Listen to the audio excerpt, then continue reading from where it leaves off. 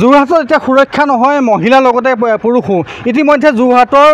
চেনীজানৰ অন্তৰ্গত যাদৱপুৰ চাহ বাগিচাৰ এগৰাকী যুৱকৰ অতৰ্কিতে সন্ধিয়া আক্ৰমণ চলাইছে কেইবাজন দুৰ্বৃত্তই ইতিমধ্যে সেই সাহিত্য আমাৰ লগত আছে তেখেতে দোকানত আচলতে শনিবাৰ যিহেতু দোকানত থকাৰ সময়তে তেখেতে আতৰ্কিত কৰিছিলে কেইজন যুৱকে আপোনাৰ আক্ৰমণ কৰিছিলে কমচে কম পুৰা 5জন যুৱকে মোক আক্ৰমণ কৰিছে আপুনি দোকানত ব্যস্ত হৈ আছিলে শনিবাৰ নাই শনিবাৰ মানে মই দোকান সামৰিলোঁ মোৰ আজি পোৱালিকেইটা বাৰ্থডে আছিলে আৰু মাইকী মোৰ আজি মানে মানুহগৰাকী আজি এসপ্তাহমান হৈছে অপাৰেশ্যন কৰি নিৰাময়ৰ পৰা আনি থৈছোঁহি গতিকে মোৰ দোকানটো মানুহ নাই গতিকে মই লগত মোৰ ওচৰৰ গাঁৱৰ ছোৱালী এজনীৰ লগত লৈ পেলাই মই দোকানৰ বস্তু মানে যিখিনি দোকান সামৰিলোঁ আৰু ইতিমধ্যে মই যিখিনি বাৰ্থডে বস্তু আছিলে আজি পোৱালিকেইটা বাৰ্থডে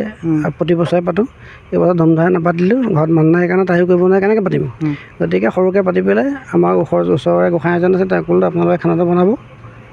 অতৰ্কিতে কেইজন যুৱকে আপোনাক আক্ৰমণ কৰিছিলে মই মোৰ লগৰ দুজন লগ আগবঢ়াই পেলাই ঘূৰি আহোঁতে অতৰ্কিতে মানে পিছফালৰ পৰা 5জন ল'ৰাই মোক অতৰ্কিতে আক্ৰমণ কৰে দালৈ আক্ৰমণ কৰে দালৈ আগতে কৰোঁতে মোৰ আঙুলটো দাখন লাগে মই এনেকৈ দাখন লাগি যায় সতীৰ্থ দেখুৱাইছে কিমান জঘন্য এই আচলতে দাখন লৈ আক্ৰমণ কৰিছিলে তাৰপিছত তেওঁলোকে দাখন লৈ পেলাই কোনোবা এটাই কৈছে যে দায়ে নামাৰিবি দায়ে মাৰিলে মানে আমি ফচি যাম গতিকে দায়ে নামাৰিবি দায়ে নামাৰিবি হাতেৰে মাৰি পেলাই কোৱাৰ লগে লগে গোটেইকেইটাই মোক একদম গোটেইকেইটাই মোক ড্ৰেইনটোত পেলাই লৈছে যাদৱপুৰ LP স্কুলৰ কিনাৰত যিটো ড্ৰেইন আছে কচুকিন তাত মোক পেলাই লৈ পেলাই 5টা অতৰ্কিতে আক্ৰমণ কৰি উপজীৱী মোক প্ৰহাৰ কৰিছে আৰু বুকুত 2টামান মানুহে গচকি ধৰিছে বুকুত দুখ পাইছে আপুনি বুকুত যথেষ্ট দুখ পাইছে এইজনে আচলতে যুৱক যে অসমীয়া থলুৱা এজন যুৱক আৰু এই থলুৱা যুৱকজনে আচলতে যি এখন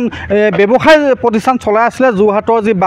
বাগানৰ আচলতে টি গাৰ্ডেন এৰিয়াত আৰু তাৰ আচলতে অতৰ্কিতে নিশা কেইবাজনে 5জন যুৱকে ইতিমধ্যে তেওঁক অতৰ্কিতে আক্ৰমণ কৰিছে আক্ৰমণ কৰাৰ পিছতে আচলতে তেওঁ বুকুত দুখ পাইছে আৰু হাতত আচলতে দাৰে হত্যা কৰিবলৈ তেওঁক চেষ্টা কৰা হৈছিল যিখন হাতত ইতিমধ্যে আপোনালোকে ভিজুৱেলত প্ৰকাশ পাইছে যে হাতত দাখন তেওঁ ৰখাৰ স্পষ্ট প্ৰমাণ আছে ইতিমধ্যে লাডুগড় থানাত ইতিমধ্যে এজাহাৰ ৰুজু কৰা হৈছে ইয়াৰ পাছত মেডিকেল কৰা হ'ব তাৰ পিছত আচলতে যোৰহাটৰ লাডুগড় আৰক্ষী চকী আচলতে কেনেধৰণৰ পদক্ষেপ গ্ৰহণ কৰা হ'ব ইয়াৰ পিছত কেনেধৰণৰ যি লাডুগড় আৰক্ষী থানাই কেনেধৰণৰ আচলতে তত্ত্বাৱধান ল'ব সেয়া কিন্তু হ'ব লক্ষণীয় যোৰহাটৰ পৰা উৎপল ভালৰ ৰিপৰ্ট এনি ভাৰত 24 নমস্কাৰ মই অজয় ফুকন আৰু এইখিনিতে সমূহ এনি ভাৰত চেনেলটোৰ যিসকল কৰ্মকৰ্তা আছে সকলোৰে মোৰ ফালৰ পৰা শুভেচ্ছা জ্ঞাপন কৰিছোঁ অসমৰ আচলতে সংবাদ জগতত নতুনকৈ আচলতে এটি আত্মপ্ৰকাশ ঘটিছে আমাৰ নিউজ চেনেল